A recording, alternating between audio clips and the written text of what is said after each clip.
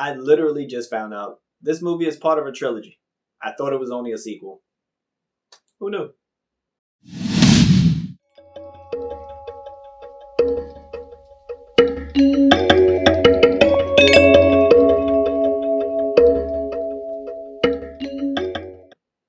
Hello, welcome to Just My Thoughts. I'm your host, Khaleel Ward. On this episode, I'll be talking about Skylines.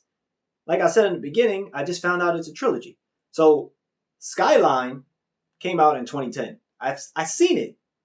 It was terrible. Forgettable. Don't really remember what happened. Aliens come.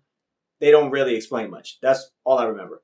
Then they have Beyond Skyline, which came out in 2017. It's on Netflix now. It stars Frank Grillo. And I watched that probably like 2 or 3 times, just have it on in the background. And from what I gather, the aliens come, but Frank Grillo's character goes up to the alien ships because they're kidnapping people, and don't really remember everything else that happens. But luckily enough, this movie gives you a quick recap of every weird thing that happened in Beyond Skyline. Do you need to watch Beyond Skyline before watching this? Probably not. If you like Frank Grillo and action stuff, check it out. It's a little different. Low budget type action movie. So this movie follows this character Rose. And again, you get a quick backstory on her in the beginning of the movie. She's special. She's part alien, part human. Again, special. So she is tasked with doing this mission that requires her to blow up like the mothership of this alien race. And she freezes. She doesn't do it. A lot of people were disappointed in her. She couldn't really do it because, she's part alien. She couldn't bring herself to destroy part of herself. So she goes on a run. She disappears. And while she is gone, she did manage to free a lot of the aliens. They're called pilots. They have alien heads and everything like that. Their eyes are usually red, but when she rescues them, they turn like blue. So they start working with the humans. You've seen this story before, humans working with aliens and stuff like that. So eventually Rose shows back up. They capture her. And they want her to go on this mission to the aliens' planet and to destroy them, essentially. Humans are involved, so shady business is involved. She goes, with her brother. Her brother happens to be a pilot.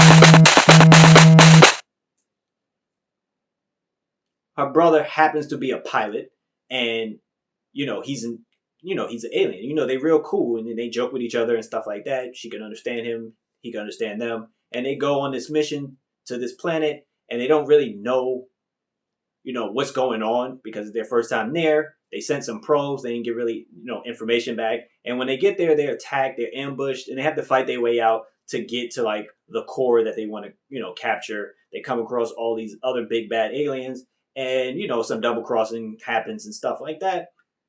Is it good? Not really. It's all right. It's one of those bad action movies, but like that you have on and you're not really paying attention, but then stuff start happening. Like, the gunfights are pretty cool. Then that'll get your attention. Like, all right, what's going on? What's happening here? So that's how I felt watching it. I was just like, okay, I kind of remember this girl. Okay, when are we going to get into some action? And as she's up in space doing stuff, the people on Earth are dealing with the fact that the pilots are getting sick and they're going back into their normal ways, killing, whatever's in their way. So they're trying to come up with a cure for that. So it's just like one of those movies that has 2 different actions going on and, they one affects the other. So the people in space are trying to get back to Earth to help the people that's dealing with the pilots that's kind of sick. So it's an okay watch.